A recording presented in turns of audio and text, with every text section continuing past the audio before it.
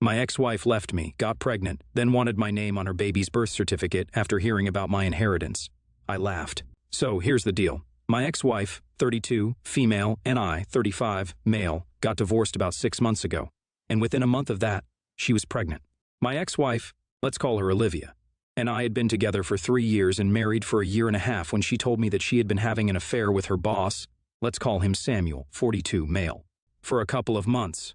We have a 1-year-old son together, and when she told me about the affair, I was still trying to process it. But she already had the divorce papers and stuff ready because her boss had told her that he was ready to marry her. So far, the only reason she had been holding out was because she was not sure if Samuel was ready to commit to her or not, but as soon as she had some sort of commitment from him, she decided to dump me and the kid and take off with him. The divorce was relatively straightforward because I wanted full custody of our son, and I got it. She didn't even bother to fight for it, neither did she fight for anything else. I got everything that we had, and it made sense because now that she had Samuel, she was rich enough to have the kind of lifestyle that she wanted. After the divorce was over, I did not hear from her until recently, although I had heard from a couple of common friends that she had announced her pregnancy just a couple of weeks after our divorce was finalized. I don't know exactly how many months along she is, and neither does that make any difference to me since she's out of my life for good. The divorce had been tough for me emotionally because, unlike her, I was actually in love with her, and I thought that we had something real. In the 3 years that we had been together, I had always noticed that she had a bit of a materialistic streak, but I'd honestly never thought that it would come in the way of our relationship at any point. I've been doing pretty well for myself since I am an oncologist, but I can't deny that Samuel is a lot richer than me since he owns the company that my wife used to work in. Even though they had grown pretty close since she started working there, I had never felt threatened by him because I always thought that they were very good friends. And I was always quite secure about our relationship because I believed that Olivia loved me as much as I loved her. Clearly, I was mistaken because if that had been the case, she wouldn't have found it so easy to dump me and leave. And I can still understand finding it easy to leave me, but how somebody can give birth to a kid and then just abandon them makes no sense to me. She didn't bother to check up on how our son was doing even after the divorce, and that made it much easier for me to hate her because that's what she deserves. When she left me, she tried to tell me that the reason she was leaving was because I never had any time for her, unlike Samuel, who was always there for her. It's not that easy for me, though. I know that the real reason she was leaving was because he was much richer than me, but when I brought it up with her, she started cursing at me and acted like I was a terrible person for even implying that, even if it was the truth. But anyway, the reason she reached out to me recently was also something to do with money, and that just proved me right. Because recently I have been named as the sole heir to my uncle's fortune. For context, my uncle was a businessman who built a fortune for himself in real estate and owns one of the largest real estate companies in the state. He never married, never had any kids of his own, but we were pretty close. He adored me, and I knew that, but I still hadn't expected him to name me as the sole heir to everything that he owned. Everything is still being evaluated, but I know for a fact that I'm looking at an estate worth more than $2 million, and I haven't even started to think about how much his assets are worth. He left the company to me as well, but I'm honestly not interested in running it. Luckily, he had also left instructions to me in case I did not want to run the company, and so, according to him, I have appointed his CFO as the current CEO. So the company keeps running smoothly, but I'm still going to be benefiting from whatever he makes from the company, so I can easily just retire right now. However, I'm still going to continue working because I love the work that I do. And with all the money that I have right now, I can even give back to society in much bigger ways. But that's enough about my own noble plans. Let's talk about Olivia's not-so-noble ones. Last week, I told a couple of my friends about my inheritance over dinner and drinks, and all of them were pretty surprised, but most of them seemed happy for me. But I guess one of them was not happy because somebody snitched and told Olivia about it. So that's how she found out, and the next day, she showed up at my house and said that she needed to talk to me. She was heavily pregnant, and I was about to tell her to go away, but I had a gut feeling that I would want to hear her out, so I decided to let her in. Because she was back after almost 6 months of the divorce, and I guessed that it had to be something important that brought her here. However, at the time when I'd invited her in, I had no idea that she knew about my inheritance. Anyway, she tried to make some small talk with me, but I was really not interested, so I just restricted myself to one-word replies. Then, she congratulated me on the inheritance, which was her first mistake. I was a bit surprised that she had been able to find out about it, but I figured that maybe one of my friends ratted me out, so I didn't say anything, and I just thanked her. She then asked about our son and how he was doing, And that really upset me because for the past 6 months, she had pretended that she didn't even have a kid, and now all of a sudden, she had a conscience and wanted to know how her kid was doing. I ended up snapping, and I'm pretty thankful that my son was not at home at the time. He was with my parents because otherwise he would have heard the way that I spoke to his mother. I don't regret it though, since she totally deserves it. Anyway, when she asked about our son, I just told her to get to the point and stop beating around the bush because I knew that she was here with some purpose and not just to make small talk and ask about things that she didn't even care about. I was getting really impatient, and she could see that, so she decided to get to the point and told me that she was here to discuss the new addition to our family. Obviously, I was very confused because I had assumed that she was pregnant with her boss's baby and not mine. She had been pretty sure about it back when we were separating, and I was so emotionally distraught about so many things that I didn't even question it. In any case, even if the baby was mine, I knew that one paternity test after the baby was born would let me know, and I would deal with that when it happened. But as long as she was pregnant, it was better that Samuel dealt with her because I didn't want anything to do with her unless the baby was mine. It sounds mean, but that's how it was, and I didn't think she would care about it either because she was pretty confident that the baby was Samuel's. Anyways, I was quite shocked when she referred to the baby as the new addition to our family because I didn't know if that was a fact or not. So I first decided to ask her if she was sure about the paternity, and if the baby was not mine, I had no interest in speaking to her anymore. But instead of taking the hint, she told me that she hadn't conducted a paternity test yet, but would do so if that's what I wanted.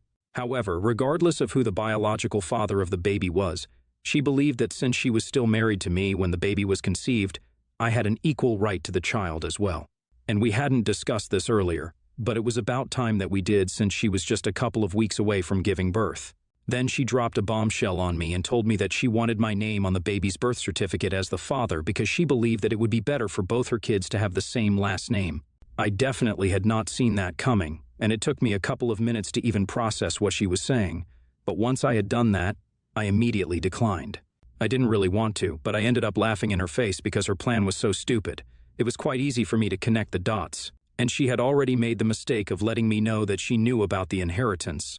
So now she was obviously trying to secure the baby's future and, in some way, even her own by making sure that I took responsibility for the baby and perhaps even paid child support. Now that I was suddenly richer than even Samuel, she was singing a different tune around me, and I found that very funny. So I ended up laughing in her face at her plan. I straight up told her that she was really stupid for even thinking that I would entertain an idea like this, and I told her to get out of my house because I didn't want to speak to her anymore. But she didn't leave. She continued to sit there and try to reason with me. She told me that she was ready to get a paternity test, but she believed that it would be better for her children to have at least some sort of a relationship, and having the same last name would help them bond better with each other. She tried to make it seem like she really cared about the kids and their relationship, so she was actually asking me to allow her to add my name to the birth certificate of her baby so that our son would have a sibling, and would find it easy to relate to the baby once they were born. It was pathetic because she herself hadn't been there for our son for the past 6 months after our divorce and hadn't even bothered to check up on him, even though she had visitation rights. So I told her that our son barely even had a mother anymore, and now she was acting like it was important for her to make sure that our son was able to bond with his sibling. And even if I were to agree that our son should have a relationship with his sibling or half-sibling depending on who the father is, it still doesn't make sense to add me to the birth certificate as the father of the baby if I'm not actually the biological father. So I made it very clear to her, if the paternity test proves that the father is me, then I might even entertain her idea, but if it doesn't, then I'm simply not interested. Once I made that clear to her, she tried to argue with me some more and was desperately trying to make it seem like she really cared about the relationship that her future baby would have with our son, regardless of who the parent was, and that's why she wanted my name on the birth certificate. But I knew that the real reason was my inheritance and nothing else, and I told her that I knew what she was actually after, so she shouldn't take me for a fool. And obviously she was not happy about the implication that she was a gold digger, so she started screaming at me again, but I just told her to leave because otherwise I would call the cops, and she finally left. I could tell that she was regretting leaving me, but this was just karma for screwing me over. And after she left, I was still pretty upset about what she had tried to pull off because I couldn't believe that she thought I was actually that stupid and I was just going to let her name me as the father of the baby. Of course, if I'm actually the father of the baby, then I would have no issues, but her suggestion that all our kids should have the same last name and that's why she wants to amend the birth certificate of the baby, regardless of whether I'm actually the father or not, just did not sit well with me. Had she come to me to ask for a paternity test so we could find out the actual parentage and then worked our way forward, then I might have respected it, but this was clearly just a plan for her to claim her stake in my inheritance. Because she couldn't come up with a valid plan, she was grasping at straws. I was pretty upset, and I couldn't let this go without retaliating because so far I hadn't done anything at all to get back at her. But after she had come to visit me and we had that discussion, I was so angry that I decided to reach out to Samuel and I sent him an email about what just happened. At that point, I did not even care if he already knew about her plan or not. I just wanted to create trouble in some way or the other, and that was the only idea that I could come up with. I wasn't sure if it would actually work or not, but I got lucky, and as it turns out, Samuel had no idea that this was what she was up to behind his back. I didn't get to know any of this through them, obviously. He did not reply to my email, but after I sent it to him, he apparently got into a really big fight with Olivia, and I don't even blame him. I think anybody in his position would have done the same thing. But instead of cutting her losses and dealing with the situation at hand, she is simply too busy blaming me and has been posting about it non-stop. Not just posting, but she also has been speaking to all of our common friends and trying to get them to talk to me and set the record straight with Samuel. I don't even know what that means because as far as I'm concerned, I already set the record with him by telling him the truth. Obviously, none of our friends are on her side. They think that what I did was perfectly justified. This is strange because I'm pretty sure that one of them had to be the person who ratted me out and told her about the inheritance. I just didn't find out who it was so I could cut ties with them. Anyway, until then, I have Olivia to deal with because she's really getting on my last nerve. She has been posting relentlessly about how I'm jealous of her lifestyle, and I'm upset about the fact that she left me, which is why I have been actively trying to ruin her relationship with Samuel and feeding him a bunch of lies about why she visited me last week. She claims that she only visited me to see her son since I haven't allowed her to see him. Even that day, she was fighting with me because she wanted to see him, and I refused to bring him back from his grandparents' place. That's what she wants me to admit, but I'm not going to do that since that's clearly a lie. I've done everything in my power to avoid speaking to her or interacting with her, but she just won't stop talking about me. And it's getting a bit too much because for the past week, she has posted about me every single day, and it's just annoying that she thinks that she can get away with lying about what really happened. Most of our friends know the truth, but a lot of people are even supporting her in the comment section, mostly people who don't know me. And I know that she's doing all of this for sympathy so that Samuel can fix things with her and buy a bunch of lies that she has been spewing. However, if it's coming at the cost of my reputation, even if it's among people who don't even know me, I don't think that it's fair. So I have been considering putting out the truth for everyone to see. And the reason that I have held back is because I know that it's going to damage her reputation significantly, and Samuel is definitely going to dump her. They're not even married yet, so it's going to be very easy for him to just leave since they're only engaged. But before I do that, I want to make sure that I'm doing the right thing. So, Wibta. If I posted about how my ex-wife wanted to name me as the father of her baby in the birth certificate? Update 1. So I did it. I actually posted the truth before even opening the comment section here because my gut feeling said that I should just go for it, and that's what I did. Afterwards, I came to Reddit to validate my decision, and I'm very grateful that most people believe that posting my side of the story would be the right thing to do. I had blocked her after the divorce, but I unblocked her just so she would be able to see this post. Most of our friends are supporting me, and even though I know that I would have done that with or without the support, I think it means a lot to me that they are standing by me because I'm pretty sure it's really pissing her off. She hasn't been able to get the kind of sympathy that she wanted, and from what I know, she has had to move back in with her parents because Samuel doesn't want her living with him anymore. It has been a week and 4 days since I sent Samuel that email, and even though he hasn't replied to me, a lot of things have happened since then, and I know that there is trouble in paradise. I'm pretty glad that this is happening to them because she left me and our son for someone else just because he was richer than me, and Samuel, well, he was just a homewrecker. I'm glad that karma is finally catching up to them, and I really hope that this teaches them a lesson of a lifetime. Even if it doesn't really matter because I'm still going to be rich, and I'll be happy with or without them. My son and I are even planning on taking a vacation in a couple of weeks because I think I need a break. I've been working myself to the bone ever since the divorce, and now that I'm finally getting the closure that I thought I needed, I think a well-deserved break will do me a lot of good, and when I come back, I'll be ready to work even harder. The only piece of the puzzle that I haven't been able to figure out yet is who exactly had ratted me out to Olivia because so far, I have asked several of my friends if they had said anything about my inheritance to Olivia, and all of them have denied having anything to do with it. The people who I had told about the inheritance are really close to me, so I really hate the idea that one of them had been lying to me. But well, that's how it is. Anyway, I'm going to start planning my vacation with my son now. Update 2. Olivia showed up at my door again today, and this time my son was at home as well. So I told her to go away instantly, because I was pretty sure that she was not here to see him, and she was here to probably pick a fight with me. And I didn't want my son to see me acting like that, since Olivia just brings out the worst in me. But she refused to leave, and she told me that she was here to see her son. And since she had visitation rights, I couldn't exactly stop her, and that was true. So I had to let her in and allow her to see our son. I was not happy about that at all, but if I had refused, there might have been legal repercussions for it. And I've already spoken to my lawyer to prevent this from happening in the future. Just to be clear, it's not that I don't want her to see our son at all. I would obviously love for our son to be able to have a normal relationship with both his parents, but I don't want her coming and going out of his life whenever she wants to. The first time that she left home to move in with Samuel, she didn't even bother to say goodbye to our son. And it was very obvious that in the following weeks, he had found it very difficult to cope with her absence. I did not want that repeating once again.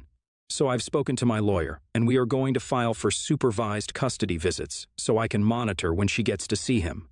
And she can't waltz in and out whenever she wants to because that's not good for our son. Anyway, our son was a little confused to see her at first, but afterwards, he seemed happy enough.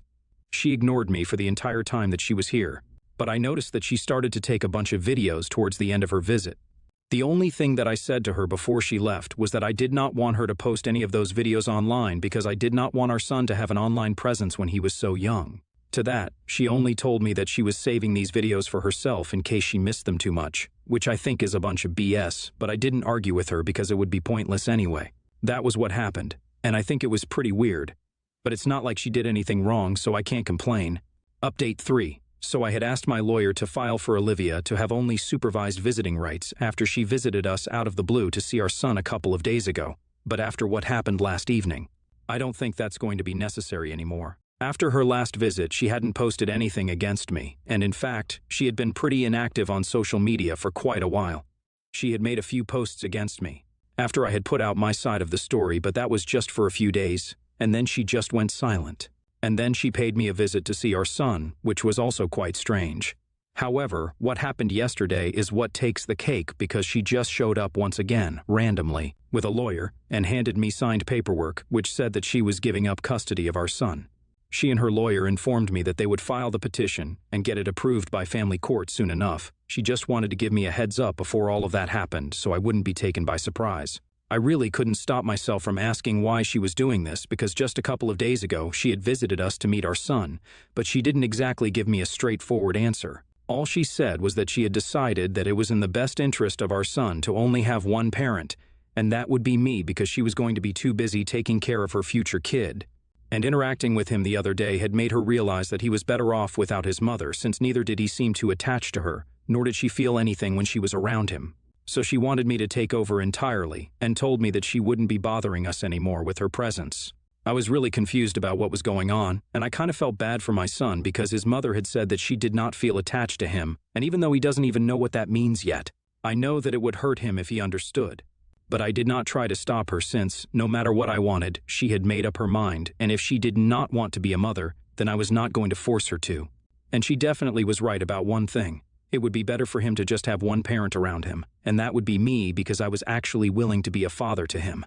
Before she left, I asked her if she knew anything about the paternity of her kid, and she told me that she had decided she would only get a paternity test conducted after the baby was born, and until then, I had nothing to worry about.